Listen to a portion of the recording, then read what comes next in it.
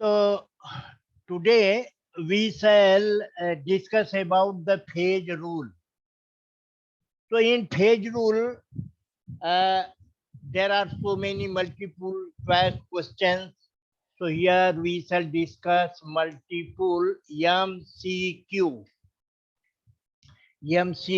multiple choice question. So first of all, we have to understand about the phase rule equation. Phase rule समीकरण क्या है? तो कहता है कि Gibbs phase rule, Gibbs phase rule, Gibbs phase rule. अब इसके ऊपर आपको क्वेश्चन दिया कि which of the following, which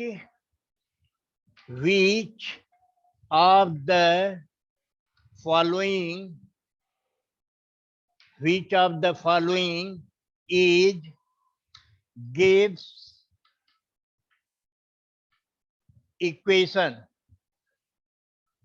gives equation. Number one, F is equal to C minus 1 plus P. Number two, F is equal to C minus P plus 1. Third, F is equal to C minus P plus 2. And fourth, equal to P is equal to F minus C plus 1. So these are the different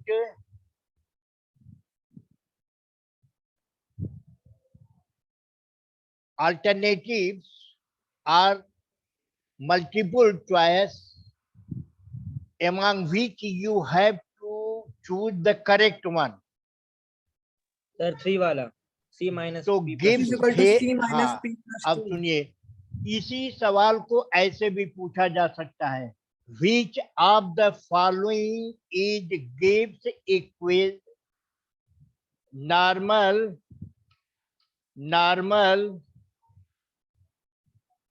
equation. Normal शब्द भी डाल दिया, कोई फर्क नहीं पड़ेगा. तो आपको पहले बताया हमने कि गिब्स फेज रूल क्या है. F is equal to C minus P plus 2, जहां पर C कंपोनेंट है, P नंबर ऑफ फेजेज है, और 2 जो है ये एक वेरिएबल प्रेशर है और दूसरा टेम्परेचर है. इन दोनों वेरिएबल के स्थान पर 2 लिख दिया गया. इनकी जरूरत पड़ती है फेज के डिस्कशन में.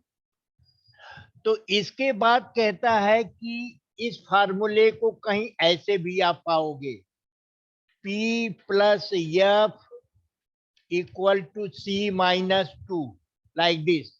ऐसा भी कहीं आपको लिखा होगा, P को इधर कर दिया तो P plus F is equal to C minus 2. तो this is the common Gibbs equation applicable for phases in the equilibrium.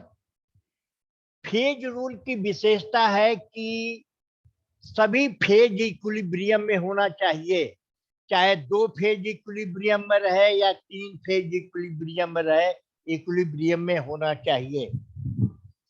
तो सबसे बड़ी बात यह है कि आपको एक दूसरा भी हम गिब्स इक्वेशन दे रहे हैं. आपको कह रहा है कि which of the following is condensed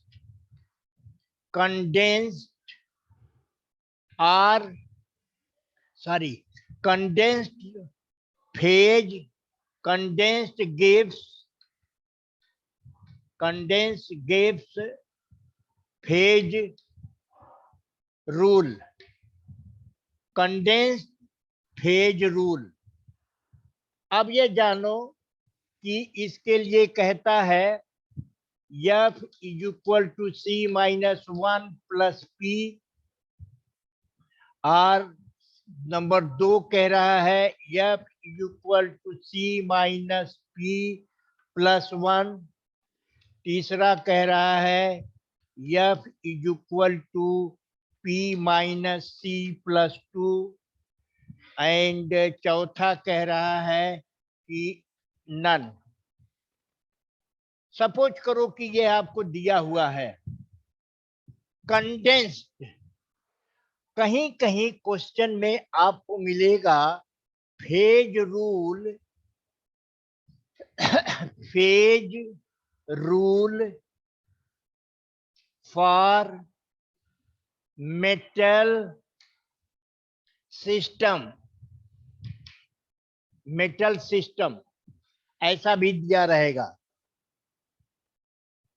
तो इसके बारे में आपको कुछ आइडिया है कि कंडेंस्ड सिस्टम क्या है? कंडेंस्ड सिस्टम, तो आप ये जानिए कि जनरल जो वेरिएबल हम कंसीडर करते हैं फेज स्टडी में, वो है हमारा प्रेशर और टेम्परेचर।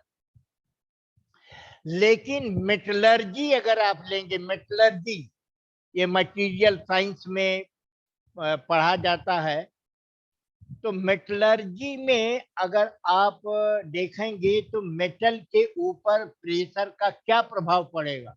कुछ भी प्रभाव नहीं पड़ेगा। तो ऐसा सिस्टम, जिस सिस्टम के अंदर प्रेशर का कोई परिवर्तन से कोई प्रभाव न पड़ता हो, ऐसे सिस्टम को हम कंडेंस सिस्टम कहते हैं। ऐसे सिस्टम को क्या कहेंगे? कंडेंस सिस्टम कहेंगे। तो फॉर कंडेंस सिस्टम आप ध्यान में रखना, फॉर कंडेंस्ड सिस्टम। ये अगर ध्यान नहीं रखेंगे तो आपका गलत हो जाएगा उत्तर। कंडेंस्ड सिस्टम के लिए F is equal to C minus P plus 1। Normal phase study में गिब्स ने जो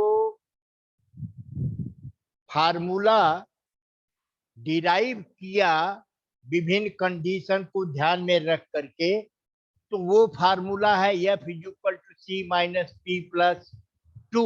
ये है F is equal to C minus P plus 2 है, या P plus F equal to C minus C plus 2 है। ये फार्मूला है जनरल। लेकिन कंडेंस सिस्टम के लिए प्रेशर एक जो वेरिएबल है, दो में से एक प्रेशर है और एक टेम्परेचर है वेरिएबल। तो प्रेशर का कोई प्रभाव अगर सिस्टम पे नहीं पड़ता है, जैसे कि मेटल की बात हमने कहा, तो वहां पर यह वेरिएबल एक हो जाएगा। तो F is equal to C minus P plus 1 होगा। यह किसके लिए होगा? ये फार्मूला किसके लिए होगा? Hello, yes sir. ये जो फार्मूला मैंने लिखा है, ये फार्मूला किस प्रकार के कंडेंस सिस्टम। कंडेंस सिस्टम हुआ? कंडेंस सिस्टम का मतलब क्या हुआ?